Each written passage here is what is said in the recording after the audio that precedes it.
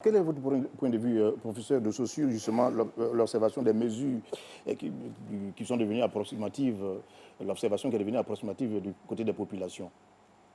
Moi, personnellement, je pense que c'est très difficile d'expliquer à des personnes l'existence de quelque chose qu'on ne voit pas. C'est aussi difficile, il faut comprendre ça. On vient, on dit à des personnes, non, il y a quelque chose que vous ne voyez pas et qui peut vous donner la maladie. Mais les gens vous disent des fois, ben, montrez-moi les malades. Est-ce que vous voyez? Et même quand ils voient les malades, ils ne sont pas convaincus que ce soit des malades.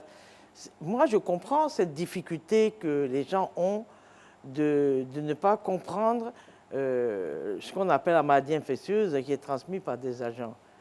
Je le comprends, je pense que le professeur Yeo donne des pistes d'explication, mais je pense et je répète qu'il faut qu'on explique.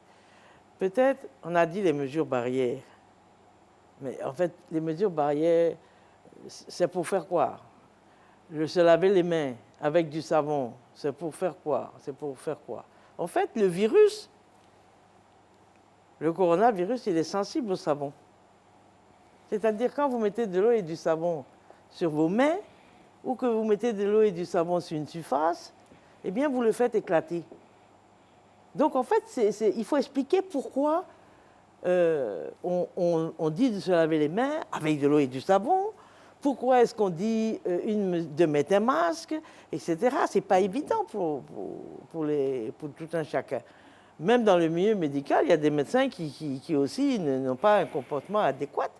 Donc, il faut éduquer, informer, faire comprendre, hein, pour que les gens puissent adhérer à quelque chose. Si vous ne comprenez pas pourquoi vous allez adhérer, c'est un peu compliqué, hein.